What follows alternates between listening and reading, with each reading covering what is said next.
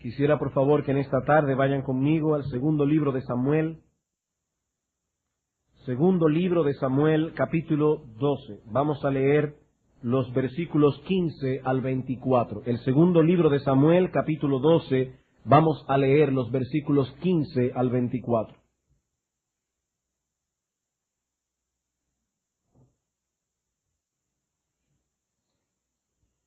Dice así la palabra del Señor. Y Natán se volvió a su casa, y Jehová hirió al niño que la mujer de Urías había dado a David, y enfermó gravemente. Entonces David rogó a Dios por el niño, y ayunó David, y entró y pasó la noche acostado en tierra. Y se levantaron los ancianos de su casa, y fueron a él para hacerlo levantar de la tierra, mas él no quiso, ni comió con ellos pan. Y al séptimo día murió el niño. Y temían los siervos de David hacerle saber que el niño había muerto, diciendo entre sí: cuando el niño aún vivía, le hablábamos y no quería oír nuestra voz. ¿Cuánto más se afligirá si le decimos que el niño ha muerto? Mas David, viendo a sus siervos hablar entre sí, entendió que el niño había muerto. Por lo que dijo David a sus siervos: ¿ha muerto el niño? Y ellos respondieron: ha muerto. Entonces David se levantó de la tierra, y se lavó y se ungió, y cambió sus ropas, y entró a la casa de Jehová, y adoró. Después vino a su casa, y pidió, y le pusieron pan, y comió. Y le dijeron sus siervos: ¿qué es esto que has hecho? Por el niño viviendo aún ayunabas y llorabas, y muerto él te levantaste y comiste pan. Y él respondió: viviendo aún el niño yo ayunaba y lloraba, diciendo: ¿quién sabe si Dios tendrá compasión de mí y vivirá el niño? Mas ahora que ha muerto, ¿para qué he de ayunar? ¿Podré yo hacerle volver? Yo voy a él, mas él no volverá a mí. Y consoló David a Betsabé su mujer, y llegándose a ella, durmió con ella, y ella le dio a luz un hijo, y llamó su nombre Salomón, al cual amó Jehová. Los capítulos 11 y 12 del primer libro de Samuel, del segundo libro de Samuel, narra uno de los incidentes más desagradables de todo el Antiguo Testamento. La historia del pecado de David con Betsabé, la esposa de Urías Eteo, y las consecuencias que vinieron a su vida por causa de ese pecado. Ciertamente no es agradable para un predicador tocar un texto como este, pero este texto es parte de la palabra de Dios. Y nosotros entendemos que hay beneficios para el pueblo de Dios que podemos derivar de esta historia. Cuando estamos leyendo a través de todo el Antiguo Testamento y llegamos al segundo libro de Samuel, a este pasaje, quisiéramos que esta historia no estuviese allí, que ese incidente nunca hubiese ocurrido. Pero lo cierto es, hermanos, que ocurrió. Y no solo que ocurrió, sino que el Espíritu Santo obró en uno de los autores sagrados para que este hecho quedase registrado para el conocimiento del pueblo de Dios a través de las edades y generaciones. En 2 Timoteo capítulo 3, versículo 16, el apóstol Pablo nos dice que toda la Escritura, incluyendo estos dos capítulos del Antiguo Testamento, es inspirada y útil. Siendo parte de la palabra de Dios, este texto es y seguirá siendo de edificación y de advertencia para el pueblo de Dios hasta que nuestro Señor Jesucristo vuelva. En la tarde de hoy no nos detendremos a considerar ampliamente la historia en sí misma, sino más bien uno de los aspectos contenidos en ella, la oración de David por el hijo que engendró con Betsabé, producto de su pecado. Debemos recordar que en estos momentos nos encontramos estudiando el tercer elemento que conforma la metodología bíblica que debemos emplear para criar a nuestros hijos en la disciplina y amonestación del Señor. El sermón de hoy es parte de la serie Moldeando el carácter de nuestros hijos. Y ese elemento que estamos estudiando ahora es la oración regular paterna. Ya estudiamos anteriormente la oración de Ana por Samuel, y aprendimos que debemos orar por nuestros hijos aún antes de su concepción, pidiendo a Dios que nos libre de tener una atadura idolátrica con ellos. Luego estudiamos la oración de Abraham por Ismael, Y aprendimos que debemos orar por la conversión, el crecimiento espiritual y la perseverancia de nuestros hijos. Y en la tarde de hoy aprenderemos de la oración de David que los padres debemos orar porque Dios preserve a nuestros hijos de penalidades, dolor o muerte en medio de las aflicciones, enfermedades o cualquier otro tipo de peligro. Repito, ¿cuál es la idea que vamos a estar estudiando en esta tarde a la luz de este texto? Que los padres debemos orar porque Dios preserve a nuestros hijos de penalidades, dolor o muerte cuando éstos se encuentren en medio de aflicciones, enfermedades o peligros de cualquier tipo. Y al igual que en los sermones anteriores, dividiremos en 5 encabezados. En primer lugar, veremos las trágicas circunstancias que causaron esta oración de David.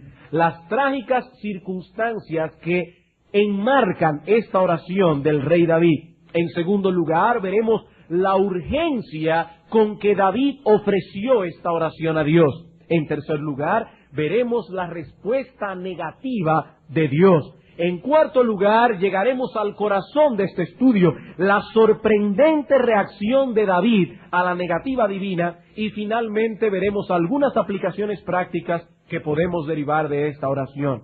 Debo hacer la salvedad, hermanos, como lo he hecho en otras ocasiones, que este esquema no es original. Como hemos dicho antes, en esta serie de sermones hemos basado un buen número de ellos, aunque no todos, pero un número de ellos, en una serie predicada hace unos años atrás por el hermano Greg Nichols en la Iglesia Bautista de Trinity. Vamos a comenzar entonces viendo las trágicas circunstancias que enmarcan esta oración de David, o que causaron esta oración del rey David. No nos detendremos en esta historia, por cuanto es muy conocida para la mayoría. Solo daremos unos breves detalles que nos ayuden a situar esta oración en su contexto histórico. Como todos sabemos, o me imagino que la mayoría sabemos, David era rey de Israel. Y por cierto, un hombre casado. Probablemente cuando ocurrió este evento, David estaba en su mediana edad. Dice la Escritura que en una ocasión David, a pesar de que debía estar en la guerra, nos dice la palabra que este hombre estaba descansando en el terrado de su casa, y estando en el lugar donde no debía estar, vio lo que no debió haber visto, a una mujer hermosa que se estaba bañando. La visión de esta mujer encendió la corrupción, la pecaminosidad de David. David se encendió en su lascivia en este momento. ¿Qué debió hacer David en ese instante? David debió inmediatamente ir delante de la presencia de Dios, pedirle perdón por esos pecados que él había acumulado en su mente ante la visión de esta mujer hermosa, y apartarse de este objeto de pecado lo más lejos posible. ¿Pero fue eso lo que hizo David? No, hermanos. David comenzó a racionalizar su pecado. David comenzó a racionalizar sus pensamientos. Mandó a preguntar por esta mujer. Y sus siervos le dijeron: esa mujer es Betsabé, mujer de Urías Eteo. En otras palabras, David, ten mucho cuidado con lo que vas a hacer. Tú eres un hombre casado, esta mujer es casada. Mucho cuidado, David. Pero dice la Escritura que David mandó a traer esta mujer a su presencia, durmió con ella, pecó de adulterio, y esta mujer salió embarazada. Como siempre ocurre, la lascivia de David lo llevó a cometer un pecado tras otro. Dice la palabra que para esconder la maldad que este hombre de Dios había hecho, mandó a buscar al esposo que estaba en la guerra, peleando en ese momento, defendiendo precisamente el pueblo sobre el cual Dios lo había puesto a él como rey. Y David tramó que este hombre volviera de la guerra, entrara a su casa, estuviera con su esposa, y así nadie podía decir que el niño que Betsabé había engendrado era de otro hombre. Pero Urías fue más noble que el rey David, y dice la Escritura que no quiso dormir en su casa esa noche sabiendo que sus compañeros de guerra estaban peleando en el campo de batalla. ¿Qué hizo David? Mandó una nota con el mismo Urías Eteo al general del ejército para que lo pusieran a propósito en el lugar más conflictivo. La Escritura dice que Urías fue muerto con herida mortal. Así que el pecado de David no solamente implicó adulterio, sino también, en cierto modo, un homicidio. En el capítulo 12 de segunda de Samuel, encontramos la reprensión del profeta Natán. Dios había visto lo que David había hecho y le envió su profeta para poder traer a este hombre al arrepentimiento. A través de una historia ficticia, Natán hace que David se condene a sí mismo. El profeta le dice: oh rey David, en tu reino se ha cometido algo malo. Un hombre tenía muchas ovejas, pero se encariñó con la oveja de uno de sus siervos que solamente tenía esa ovejita. Así que la trajo y se la comió. ¿Qué tú crees, rey, que debemos hacer? Y David, como siempre podemos juzgar más fácilmente el pecado de otros que el pecado nuestro, David inmediatamente dijo: ese hombre es digno de muerte. Y el profeta Natán, siendo un hombre de Dios, con valentía y con celo santo, le dijo: oh rey, tú eres ese hombre. ¿Cuál fue la respuesta de David? David se arrepiente de su pecado. Versículo 13. Entonces dijo David a Natán: pequé contra Jehová. Pequé contra Jehová. En el Salmo 51 encontramos una radiografía espiritual del corazón de David en este período de arrepentimiento. Realmente David estaba dolido en su conciencia por causa del pecado que había cometido contra Dios. Dice la Escritura que Dios le concede el perdón a David. Versículo 13. Y Natán dijo a David: también Jehová ha remitido tu pecado, no morirás. Hermanos, esto es muy alentador para el pueblo de Dios. Sus pecados fueron graves y escandalosos, pero aún así no estaban fuera del alcance del perdón divino. El profeta Natán le dice: rey David, tus pecados han sido graves, pero Dios te ha perdonado. No obstante, el asunto no quedó allí. El asunto no quedó allí. Este pecado de David traería consecuencias terribles sobre él y su familia. Versículo 14. Mas por cuanto con este asunto hiciste blasfemar a los enemigos de Jehová, el hijo que te ha nacido ciertamente morirás. David, luego que cometió ese pecado y que Urías murió, tomó a Betsabé y se casó legalmente con ella para que el hijo naciera en el contexto del matrimonio. Pero dice aquí el profeta David: ese hijo que has engendrado, ese hijo que ha nacido producto de tu pecado, ciertamente morirás. Y no solo eso, versículo 10. Por lo cual ahora no se apartará jamás de tu casa la espada, por cuanto me menospreciaste y tomaste la mujer de Urías Eteo para que fuese tu mujer. Así ha dicho Jehová: he aquí yo haré levantar el mal sobre ti de tu misma casa. Y tomaré tus mujeres delante de tus ojos, y las daré a tu prójimo, el cual yacerá con tus mujeres a la vista del sol. Porque tú lo hiciste en secreto, mas yo haré esto delante de todo Israel, y a pleno sol. El pecado de David tendría consecuencias terribles.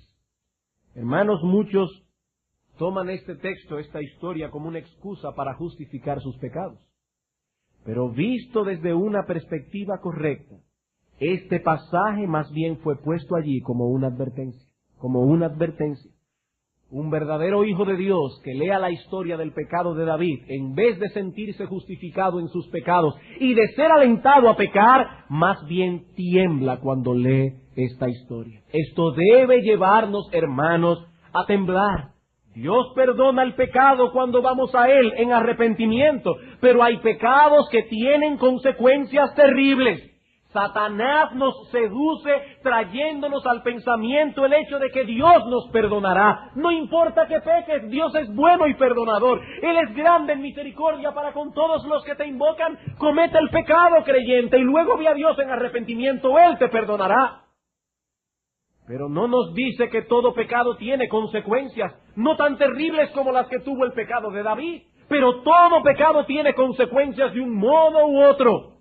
Comenzando por el hecho de que esa corrupción a la que hemos dado rienda suelta se ha fortalecido por causa de nuestro pecado, y nuestra lucha contra nuestro pecado ahora será mayor. Pero Satanás es tan perverso, que no solamente nos seduce usando el perdón de Dios, sino que cuando el pecado ha sido cometido, nos dificulta experimentar la paz de ese perdón. En otras palabras, Satanás minimiza el pecado antes de cometerlo y lo maximiza después de cometido, para aplastar nuestra conciencia. El pecado de David tuvo graves consecuencias. Basta leer la historia de este hombre de Dios a partir de ese punto y veremos que Dios no habla en vano. Una de esas consecuencias tuvo que ver con la criatura que David concibió con Betsabé, esa criatura que vino como fruto del pecado que habían cometido. Alguien puede preguntar, pero pastor, si Dios lo perdonó, ¿por qué el castigo entonces? Dios lo perdonó, ¿por qué el castigo? Varias respuestas pueden ser dadas a esta pregunta, aunque confieso que nuestra mente es muy limitada para entender el obrar de Dios en todas las circunstancias. Pero en primer lugar, hermanos, Dios es celoso de su gloria y de su nombre. Dios es celoso de su gloria y de su nombre. Y el pecado de David había sido causa de escándalo entre los impíos. Dice en el versículo 14, más por cuanto con este asunto hiciste blasfemar a los enemigos de Jehová, el hijo que te ha nacido ciertamente morirá. Este niño era un recordatorio del terrible pecado que este hombre había cometido. Un hombre que todos conocían como el cantor de Israel, el hombre conforme al corazón de Dios. Dios tenía que hacer ver claramente que Él no hace acepción de personas y que el pecado tiene sus consecuencias, no importa quién lo cometa. Y el castigo del pecado generalmente es en la misma proporción que lo público que es. Así debe ser también en la iglesia. ¿Qué tan fuerte debe ser una disciplina y qué tan profundo debe ser una manifestación externa de arrepentimiento? Conforme a lo público que ha sido el pecado. Y el pecado de David fue conocido, aún parece, en las naciones alrededor de Israel. Por otro lado, aunque el arrepentimiento de David era sincero, Dios estaba dándole una lección que él nunca olvidaría. ¿Para qué? Para guardar a este hombre de cometer en el futuro una acción semejante. Como dice Juan Calvino en un sermón que predicó acerca de este texto, aunque Dios garantiza que los fieles serán perdonados, aún así necesitan ser humillados y que Dios les haga aumentar la conciencia del mal que han cometido de manera que en el futuro estén más alertas. Así que este castigo fue un castigo de un padre amoroso sobre su hijo. Un castigo de un padre amoroso sobre su hijo. El castigo divino comenzó a manifestarse de inmediato, versículo 15. Natán se volvió a su casa y Jehová hirió al niño que la mujer de Urías había dado a David y enfermó gravemente. Esto nos lleva a nuestro segundo punto, la urgencia con que David ofreció esta oración a Dios. Esta urgencia se manifiesta en dos cosas. David ayunó y se pasó la noche completa sin dormir. Versículo 16 al 18. Entonces David rogó a Dios por el niño, y ayunó David, y entró y pasó la noche acostado en tierra. Y se levantaron los ancianos de su casa, y fueron a él para hacerlo levantar de la tierra, mas él no quiso, ni comió con ellos pan. Y al séptimo día murió el niño. David se negó a sí mismo dos cosas, la comida y el descanso. Este hombre se humilló, se afligió delante de Dios. Y no por unas horas, hermanos, por 7 días. Por 7 días David rehusó comer pan. David quería dedicar todas las fuerzas de su alma a la oración que estaba haciendo por su hijo. Hermanos, muchos hoy día se hubiesen alegrado de que el niño muriera. Muchos se hubiesen alegrado de que este niño, producto de un pecado escandaloso, muriera. De hecho, muchos entienden que esa es una forma apropiada de evitar el escándalo. ¿Acaso no es eso lo que nos dicen las gentes que defienden el aborto? Si una mujer es violada, por ejemplo, y sale embarazada, o hay un problema similar, que aborte el niño, nadie se va a dar cuenta. Es una forma de meter la basura debajo de la alfombra.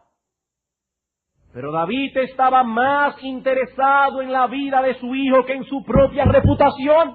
Su actitud es totalmente contraria a la que manifiestan hoy esos criminales que defienden el aborto. Hermanos, el aborto es un crimen. Un crimen lo mismo que matar a una persona que ha nacido. Es un crimen. No importa cuáles sean las circunstancias de la concepción. David realmente anhelaba que Dios tuviera misericordia de su hijo. Pero Dios respondió negativamente su oración. Y veremos ahora en tercer lugar la respuesta negativa de Dios, versículo 18. Al séptimo día murió el niño. Hermanos, Dios dijo que no. David se pasó 7 días orando y ayunando sinceramente, derramando su corazón en la presencia del Altísimo, y Dios dijo que no. Hermanos, a veces Dios dice que sí, a veces Dios dice que no. Esa es la respuesta que Él da a la oración de sus hijos. Cuando Moisés le pidió al Señor que tuviera misericordia de él y que le permitiera entrar en la tierra prometida, Dios le dijo no. Cuando el apóstol Pablo le pidió a Dios que le quitara ese aguijón que había en su carne, Dios le dijo, no, Pablo, bástate mi gracia. Hermanos, no siempre Dios dice que sí, no siempre Dios dice que no. Y se le hace mucho daño a los creyentes, es cruel cuando se les dice que si Dios responde negativamente a sus oraciones es por falta de fe o de sinceridad. Eso no es cierto. David oró sinceramente por este niño. David derramó su corazón delante de Dios con fe, pero Dios le dijo que no. Como veremos dentro de un momento, la fe de David era muy fuerte en este momento, muy fuerte. Era una gran fe. Pero Dios respondió que no. Las personas de la casa, viendo la urgencia con que David oró por este niño, se preguntaban, ¿qué hará David ahora? ¿Qué hará el rey cuando sepa que el niño ha muerto? Y eso nos lleva, hermanos, al corazón de esta historia. La sorprendente reacción de David a la negativa divina. Versículos 18 y 19. Y temían los siervos de David hacerle saber que el niño había muerto, diciendo entre sí, cuando el niño aún vivía, le hablábamos y no quería oír nuestra voz, ¿cuánto más se afligirá si le decimos que el niño ha muerto? Mas David, viendo a sus siervos hablar entre sí, entendió que el niño había muerto, por lo que dijo David a sus siervos, ¿ha muerto el niño? Y ellos respondieron, ha muerto. Hermano, ¿qué nosotros aprendemos de esta reacción de David a la respuesta de Dios? Veamos algunas cosas. En primer lugar, David encaró esta situación con honestidad y realísticamente. David encaró esta situación con honestidad y realísticamente. Sus siervos pensaron y razonaron como cualquiera razonaría en una circunstancia similar. Ellos pensaron que David no podría manejar el asunto, que David no podría encararlo correctamente. Pero no fue así. David se dio cuenta que ellos estaban hablando entre sí y pensó, seguramente el niño ha muerto. Hermanos, David no comenzó a decir, ¡no! ¡Eso no puede ser! ¡Yo no puedo aceptar que el niño ha muerto! Esa no fue su reacción. David encaró su realidad. Él estaba anclado en la roca inconmovible de los siglos. David no quiso escapar del hecho de lo que realmente estaba pasando. En segundo lugar, aprendemos en la historia que David moderó sus emociones y puso fin a su humillación y a su dolor. Versículo 20. Entonces David se levantó de la tierra, se lavó, se ungió y cambió sus ropas. David moderó sus emociones. David no comenzó a autocompadecerse. David no comenzó a autocastigarse. Oh, nunca voy a perdonarme esto, nunca podré recobrarme de este dolor. No, hermanos, no. Aún el dolor que es causado por nuestro pecado debe tener un límite. Aún el dolor que es causado por nuestro pecado debe tener un límite. En 2 Corintios, capítulo 2, versículos 5 al 7, vemos claramente esta enseñanza. 2 Corintios, capítulo 2, versículos 5 al 7. En la iglesia de Corinto, un hermano había cometido un pecado grosero. Muchos creen que se trata de aquel individuo que había cometido incesto en 1 Corintios, capítulo 5. Ahora este individuo, sea cual sea el pecado que haya cometido, se ha arrepentido. Y el apóstol Pablo pide a la iglesia que su disciplina sea levantada. Dice el apóstol: pero si alguno me ha causado tristeza, no me la ha causado a mí solo, sino en cierto modo, por no exagerar, a todos vosotros. Le basta a tal persona esta reprensión hecha por muchos, así que al contrario, vosotros más bien debéis perdonarle y consolarle, para que no sea consumido de demasiada tristeza. Hermanos, nosotros podemos llegar a un punto en que haya demasiada tristeza. Y cuando hablamos de demasiada tristeza, estamos hablando de más tristeza de la que debiera haber. Pastor, ¿y cómo yo sé que yo estoy quebrantando los límites? ¿Cómo yo sé que estoy teniendo demasiada tristeza? Cuando tú no permites recibir en tu corazón el perdón de Dios. Cuando comienzas a autocondenarte, cuando tú no aceptas el perdón que Dios da a sus hijos por gracia. David no cometió ese error. En tercer lugar, nos dice el texto que David adoró a Dios, versículo 20. No solamente se lavó y se ungió y cambió sus ropas, sino que se nos dice, entró en la casa de Jehová y adoró. David no reaccionó con resentimiento hacia Dios por la decisión que Dios había tomado. En ningún momento vemos a David cuestionando la decisión de Dios. David no estaba airado contra Dios, ni frustrado porque su oración había sido respondida negativamente. Se postró delante de Dios y le adoró, sabiendo que Él es soberano y que sabe lo que está haciendo. Y más aún, sabiendo que hay muchas cosas que no podremos entender de este lado del cielo. Hermanos, es así como se prueba la madurez de nuestra fe. Es así como se prueba la madurez de nuestra fe. Cuando podemos en confianza, aunque no entendamos lo que Dios está haciendo, decir: Señor, tú eres sabio, tú eres bueno, tú eres justo. Te adoro por la respuesta que has dado a mi oración. Dice la Escritura en Job capítulo 1 versículo 20 que esta fue la reacción de Job cuando le avisaron que todos sus hijos habían muerto y que lo había perdido todo. Entonces Job se levantó y rasgó su manto y rasuró su cabeza y se postró en tierra y adoró. Hermanos, eso es descansar en la soberanía de Dios. Cuando una persona descansa únicamente en el poder de Dios, tendrá problemas. Hermanos, escuchen esto. Cuando un creyente descansa únicamente en el poder de Dios, tendrá problemas. Tarde o temprano será defraudado. Ese es el problema de todos estos grupos religiosos fanáticos que están todo el tiempo hablando solamente del poder de Dios. El poder de Dios. Dios tiene poder. Dios tiene poder. Él puede sanarte. Él puede curarte. Él puede levantarte. Sí, hermano, Dios tiene poder. Dios puede sanar a los enfermos, pero Dios a veces decide no hacerlo. Dios a veces decide más bien enfermar a los que están sanos, porque Él es Dios. Por lo tanto, no debemos confiar únicamente en el poder de Dios, sino en su soberanía. No solamente Él es poderoso, sino también soberano para dispensar su poder cuando y como le place. Por lo tanto, al orar no solamente confiaremos en el poder de Dios, sino también en que Dios sabe lo que está haciendo. Dios sabe lo que está haciendo. Indudablemente David confiaba en que Dios era poderoso. Su hijo estaba moribundo a punto de desfallecer y aún así él oraba por su hijo. Eso es fe.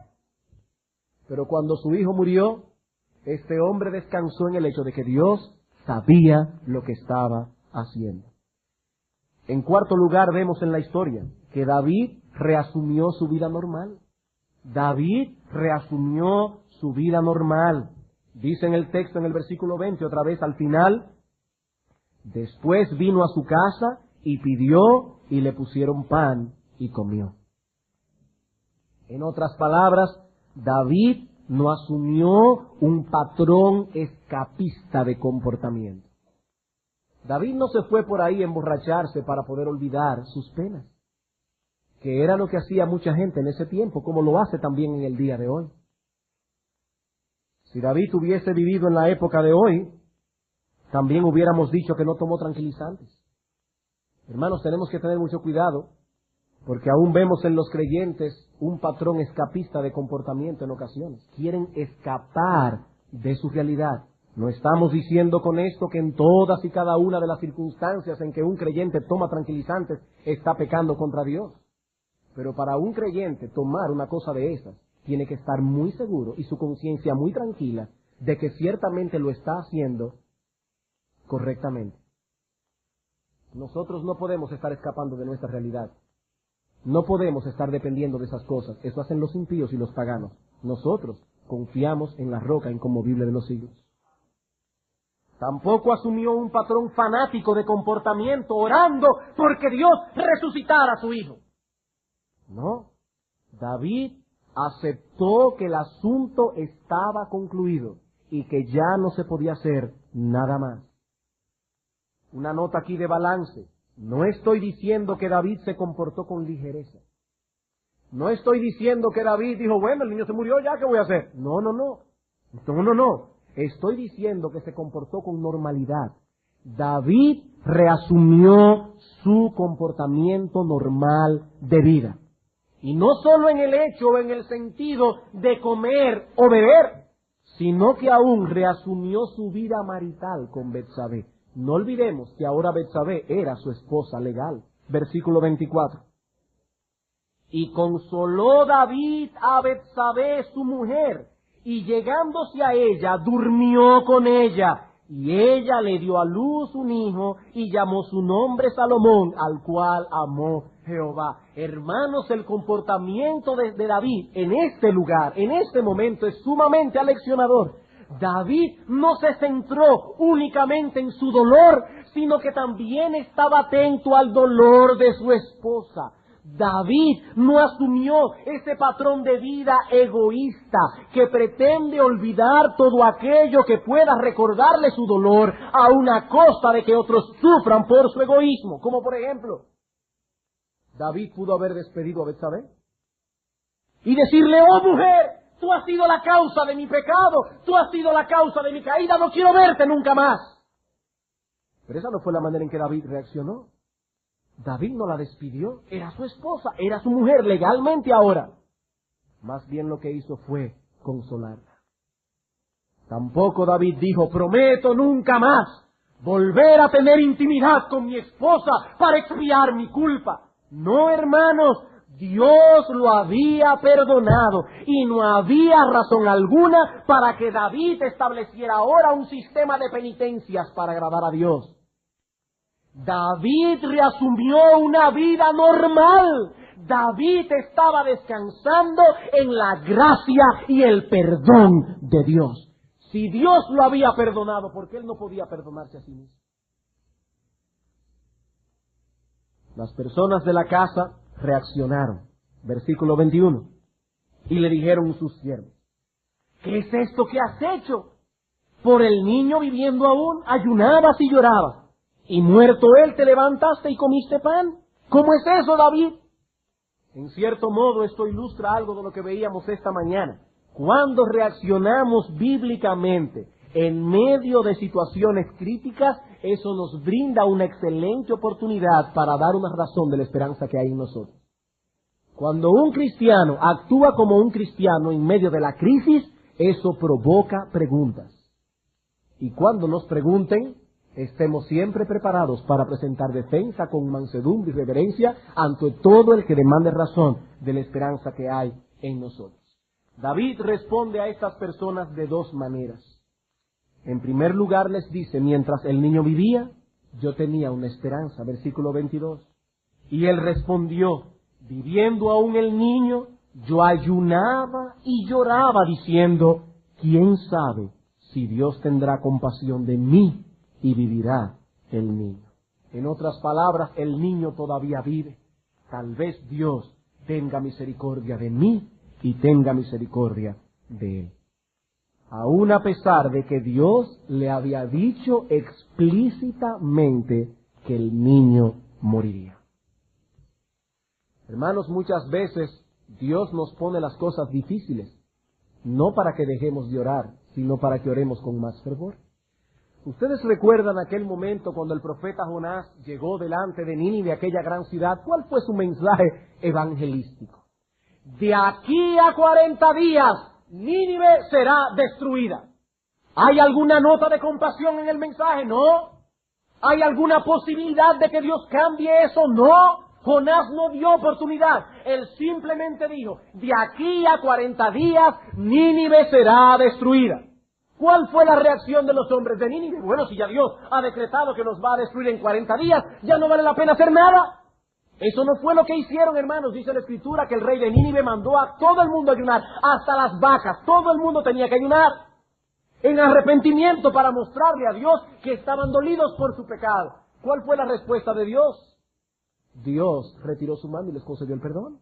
Dios les concedió el perdón. Así que David no eliminó su esperanza. No eliminó su esperanza. Hermanos, consideren este caso con cuidado. David tenía todas las de perder. Todas las de perder. Y aún así no dejó de orar. Su caso es similar al de la mujer sirofenicia, que va a Cristo diciendo, Señor, mi hija está endemoniada, sánala. Y el Señor le dice que no. Y ella sigue orando. Ella sigue orando. Tenían todas las de perder, pero no perdieron la esperanza. En primer lugar, David sabía que había pecado contra Dios. David sabía que había pecado contra Dios. Muchas veces nosotros los padres pasamos por la aflicción de ver a uno de nuestros hijos enfermos. Y a veces nos preguntamos, si acaso no será que habremos hecho algo malo. Y a veces nos preguntamos, ¿habrá venido eso porque yo habré pecado contra Dios? No es cierto, hermano, que a veces tenemos esos pensamientos. En el caso de David, él no tenía que hacerse la pregunta. Él sabía que había pecado y que la enfermedad de su hijo estaba directamente relacionada con su maldad. Él no tenía dudas al respecto. En segundo lugar, el niño estaba muy enfermo, y era evidente para todos que el niño moriría a menos que algo extraordinario ocurriera. Pero lo más fuerte de todo es esto. Dios había declarado explícitamente que el niño iba a morir. Dios lo había dicho. ¿Qué puede ser peor que esas tres cosas? Todo estaba en su contra, pero aún así David siguió teniendo esperanza y confianza en la misericordia divina mientras su hijo estuviera vivo. Esto puede levantar un interrogante en la mente de algunos. La Biblia dice que debemos orar con fe, porque si no oramos con fe, somos semejantes a las ondas del mar que van de un lugar para otro. Y también nos dice la Biblia que esa fe es una firme convicción. Dice en Hebreos capítulo 11, versículo 1, es pues la fe, la certeza de lo que se espera y la convicción de lo que no se ve. La pregunta es esta. ¿Cómo pudo orar David con fe si Dios le había dicho de antemano que el niño moriría? La certeza que él tenía más bien era de que el niño iba a morir.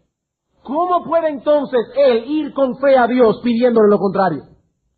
Y más aún, sabiendo David que Dios era soberano y que sus decretos son inmutables. ¿Cómo pudo él orar con fe? Hermanos, vamos a suponer que enfermamos, no por causa de un pecado, simplemente estamos enfermos. Enfermamos. Y nosotros comenzamos a orar a Dios porque nos sane o sane a uno de nuestros hijos. Pero no sabemos con certeza si Dios lo hará. Y orando nos preguntamos, ¿lo sanará Dios? No tenemos ninguna promesa explícita de las Escrituras de que Dios lo sanará. Entonces viene la duda a nuestra mente. Pero si yo cuestiono si Dios lo sanará o no, entonces no estoy orando con fe. Yo debería más bien pedir con la certeza y la convicción de que Dios lo va a sanar. No, hermanos, no necesariamente. La convicción que debemos tener al orar es de que Dios nos oye. De que Dios nos oye con beneplácito. No que Él nos responderá como nosotros queremos que nos responda. La fe está en saber que Dios oye las oraciones de sus hijos, y el que ora, aunque no sepa si Dios le va a decir que sí o que no, está pidiendo con fe. Y David en ese momento, aunque no tenía la certeza de que Dios levantaría a su hijo, más bien tenía la palabra del profeta de que Dios lo mataría, aún así él estaba orando con fe. Pero hay algo más que explica la actuación de David, y es lo que tenemos en el versículo 23. Él sabía que el tiempo de orar había terminado y que ahora venía el tiempo de la sumisión a la voluntad soberana de Dios. Versículo 23. Mas ahora que el niño ha muerto, ¿para qué he de ayunar? ¿Podré yo hacerle volver? Yo voy a él, mas él no volverá a mí. Hermanos, probablemente David tuvo que luchar con el triste recuerdo de este asunto por el resto de su vida.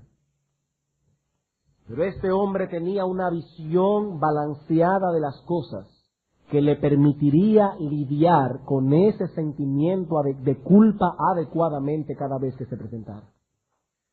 David se sometió a la voluntad de Dios, y esa sumisión le permitió vivir una vida normal en medio de su dolor. Hermanos, ¿qué aprendemos de esta historia? ¿Cuáles conclusiones prácticas podemos derivar de todo esto? 3 cosas. En primer lugar, aprendemos de esta historia que debemos orar por nuestros hijos, que Dios los preserve de penalidades, dolor o muerte, aun cuando las circunstancias parezcan estar en nuestra contra. Aun cuando sospechemos que la enfermedad de nuestros hijos ha venido como un castigo por causa de nuestro pecado. Hermanos, aun así debemos orar que Dios preserve a nuestros hijos. No siempre que nuestros hijos se enferman es porque hemos pecado contra Dios. A veces es así, pero no siempre.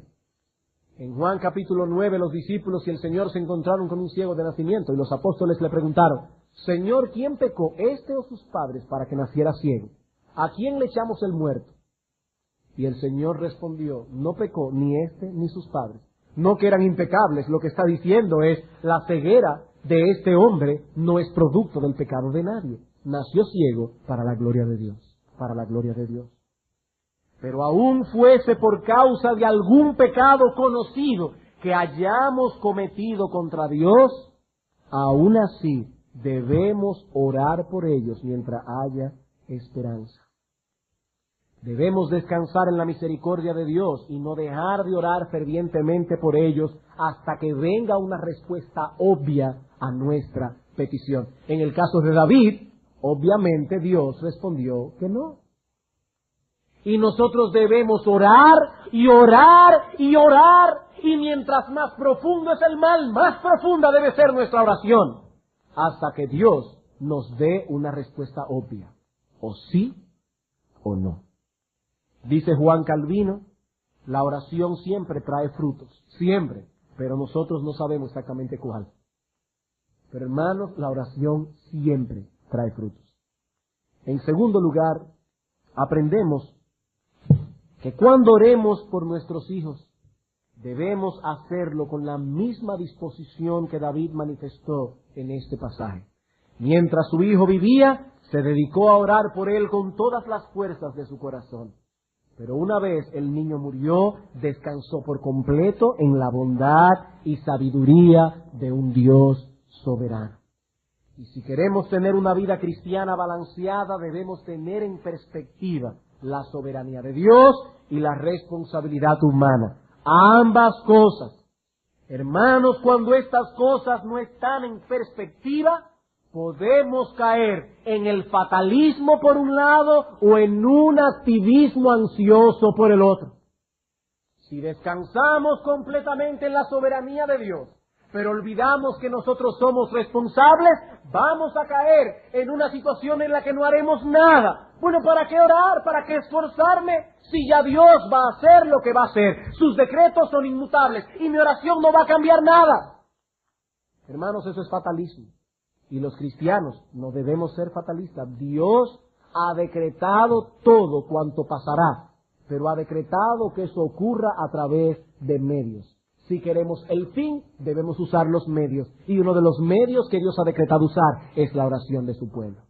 No tenéis lo que queréis, porque no pedís. Debemos cuidarnos del hipercalvinismo y del arminianismo. El hipercalvinista dice, ya Dios determinó quiénes se van a salvar y quiénes se van a perder. ¿Para qué predicar el Evangelio entonces? Porque Dios ha decretado que aquellos que se van a salvar se salvarán por la locura de la predicación. Y nosotros, si queremos ver a los perdidos salvados, debemos predicarles el Evangelio. No somos hipercalvinistas, pero tampoco somos arminianos. El arminiano piensa que todo está en las manos del hombre y que es el hombre que decide. Y que aún nosotros podemos cambiar los decretos divinos por nuestra oración. No, hermanos, no. Nosotros no podemos cambiar la mente de Dios. No somos fatalistas, pero tampoco vamos a caer en un activismo ansioso. Dios es soberano, el hombre es responsable. Y aunque no entendamos esto, ambas cosas están incluidas en la palabra de Dios. Y si queremos tener una vida cristiana balanceada, tenemos que vivir en el marco de estas dos verdades escriturales. Y finalmente, la última lección que podemos derivar de este texto es que el destino de aquellos que mueren en la infancia es conocido únicamente por Dios. El destino final y eterno de aquellos que mueren en la infancia es conocido únicamente por Dios. Algunos se basan en el versículo 23 para afirmar que los niños que mueren en la infancia son salvos. Dice David, ¿podré yo hacerle volver? Yo voy a él, mas él no volverá a mí. Estas personas interpretan el texto diciendo, ¿a dónde fue David después de su muerte? David fue al cielo. Por lo tanto, debemos entender que este niño murió y fue al cielo. No, hermanos. Este texto puede ser entendido de otra manera. David puede estar diciendo, este niño ya está en la tumba y yo voy allá también. Yo no puedo hacerlo volver a la vida, pero yo voy a ir a la muerte. No necesariamente este texto está implicando la salvación de los niños que mueren en la infancia. Ojalá que fuese así, pero lo cierto es, hermanos, que no lo sabemos. No lo sabemos. Sea cual sea la decisión que Dios tome al respecto, Él es sabio, justo y bueno, y su decisión será conforme a su carácter. Si Dios salva a los niños que mueren en la infancia, esa decisión fue correcta, sabia, justa y buena. Si Dios determinó que esos niños, por cuanto no pasaron por un proceso de regeneración y depositaron fe consciente en Cristo, serán perdidos, esa decisión es correcta, sabia, justa y buena. Bien, hermanos, la semana, no la que viene, sino la próxima, continuaremos estudiando algunos modelos más de oración que nos enseñarán cómo debemos los padres orar por nuestros hijos para que sean preservados por Dios. Vamos a orar.